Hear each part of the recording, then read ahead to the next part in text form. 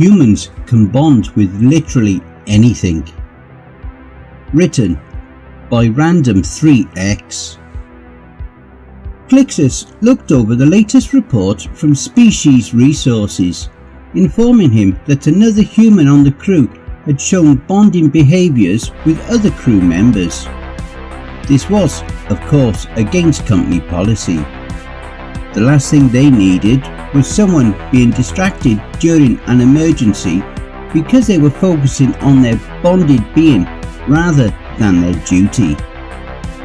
To help resolve the issue and further prevent any possible repeat, he had called in the head of the Human Resources representative.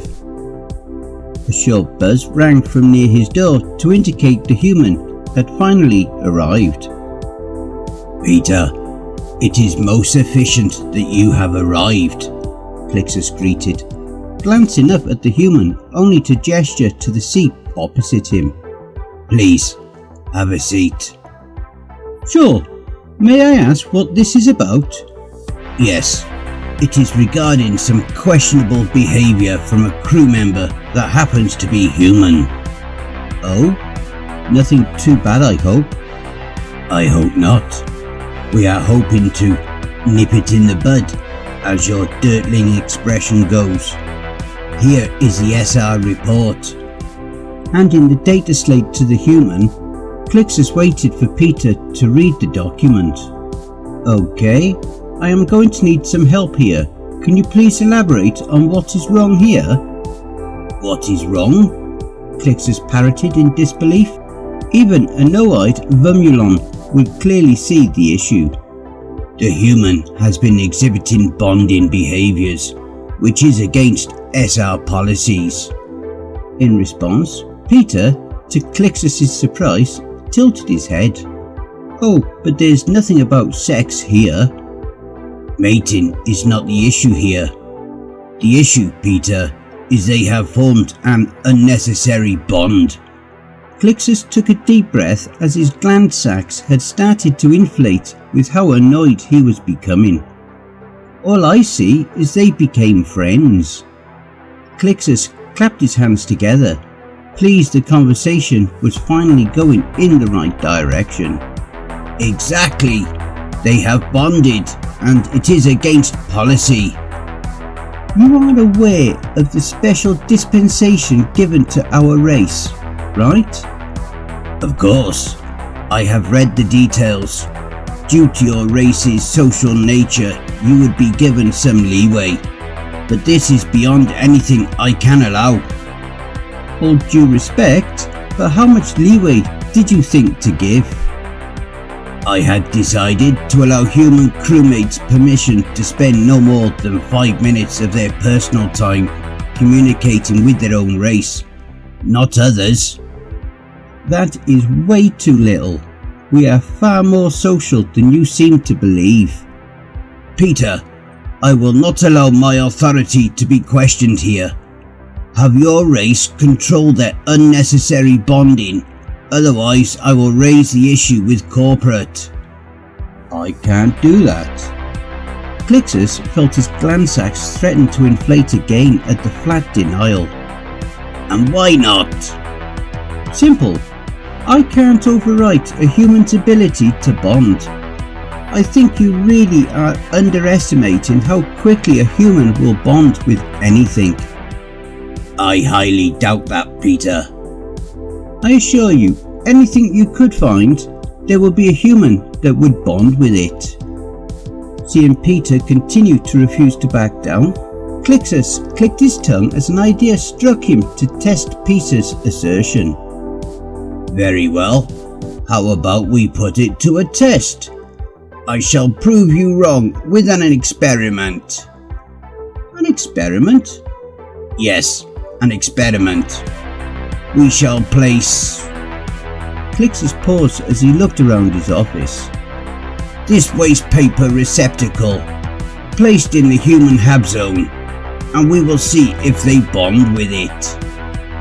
In response, much to Clixus's surprise, Peter had a smile grow on his face. "May I make a few additions to the bin before we start?"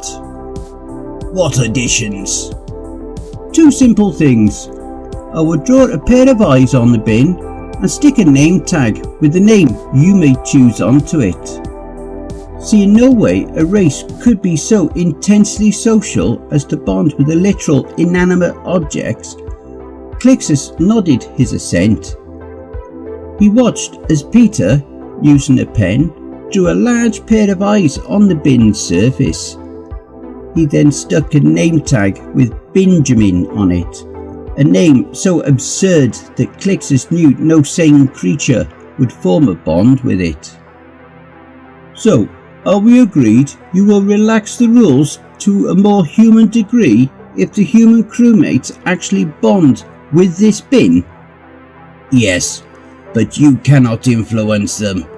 If I catch wind of you revealing the purpose of this experiment, the results will be void, and corporate shall know of your obstinance. Peter nodded, only pausing to mutter, kettle and pot. Clixus was currently beside himself with confusion. His grand experiment had entirely backfired on him within a very short period of time.